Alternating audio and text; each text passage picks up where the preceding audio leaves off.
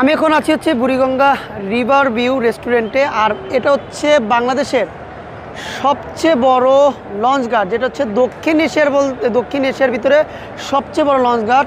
পবিত্র ঈদুল আজহার আজকে দ্বিতীয় দিনে দেখতে পাচ্ছেন অসংখ্য যাত্রী, প্রায় দক্ষিণ অঞ্চলে কয়েক লক্ষ মানুষ আজকে ঢাকা সদরঘাট থেকে বিভিন্ন নৌযান যে চলাচল করে, নৌ সেক্টরে যে লঞ্চগুলো রয়েছে সে লঞ্চগুলো দিয়ে বিভিন্ন জেলায় গিয়েছে, যেমন ভোলা, পটুয়াখালী, তারপর হচ্ছে বরিশাল, ঝালকাঠি, তারপর হচ্ছে আপনার বরগুনা, আমতলী, এইসব অঞ্চলে। যেমন আজকে দেখতে পাচ্ছি বাংলাদেশের সবচেয়ে বড় লঞ্চ সুন্দরবন 16 এবং মানামি, তারপর হচ্ছে শুভরাজ 9, অ্যাডভেঞ্চার 9, পারাবত 11, পারাবত 12 এবং অ্যাডভেঞ্চার 9 দেখতে পাচ্ছি, এবং সুন্দরবন 12 দেখতে পাচ্ছি, যেটা ঝালকাঠি চলাচল করে থাকে।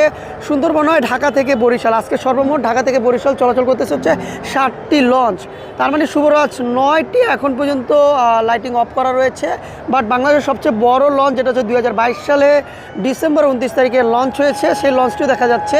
এবং এমডি মানামি, যা লাক্সারি লঞ্চ বললে চলে, বাংলাদেশের অন্যতম লাক্সারি লঞ্চ যেটা হচ্ছে এমডি মানামি, সেটাও দেখা যাচ্ছে হাউসফুল। যদি আমি সে তুলনায় আপনার হিসাব করি বাংলাদেশের আজকে ঈদ যাত্রায় দ্বিতীয় দিনে কেমন যাত্রী যাচ্ছে ঢাকা থেকে বরিশাল, ঢাকা থেকে বরিশাল যদি হিসেব করে থাকি, প্রায় 20,000-এর অধিক যাত্রী আজকে ঢাকা থেকে বরিশাল যাচ্ছে। এক একটি লঞ্চে 2 থেকে 3,000 যাত্রী হলে 3 সাথে 21,000-এর অধিক হবে আপনার লঞ্চ। শুধু বরিশাল নয়, ভোলায় সবচেয়ে বেশি আজকে, ভোলা, চাঁদপুর এবং আপনার আমতলী, হিজলা, বাসানচর, তারপর ষোলমুলাদি, তারপর হচ্ছে নন্দীর বাজার এবং বরগুনা যেসব লঞ্চগুলো রয়েছে, ঝালকাঠির লঞ্চগুলো রয়েছে, প্রায় কয়েক লক্ষ যাত্রী আপনার ঢাকা থেকে বরিশালে যাচ্ছে।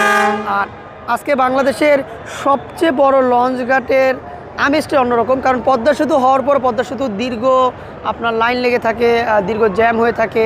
এই কারণে পদ্মা সেতুতে স্বস্তি পাওয়া যায় না, মানে বাসে স্বস্তি পাওয়া যায় না। এই কারণে মানুষ সবচেয়ে আরামদায়ক ভ্রমণ যেটি লঞ্চ দিয়ে যাচ্ছে। আর এটা হচ্ছে বাংলাদেশের সবচেয়ে বড় লঞ্চ ঘাট বা দক্ষিণ এশিয়ার সবচেয়ে বড় লঞ্চ ঘাট, বাংলাদেশের সদরঘাট লঞ্চ টার্মিনাল। আর আমি যেটাতে রয়েছি, যেখান থেকে ভিডিও করতেছি, এটা হচ্ছে রিভার ভিউ সাইড রেস্টুরেন্ট। এটাও একটি ইউনিক রেস্টুরেন্ট, বাংলাদেশের অন্যতম রেস্টুরেন্ট, সেখান থেকে ভিডিও করছি।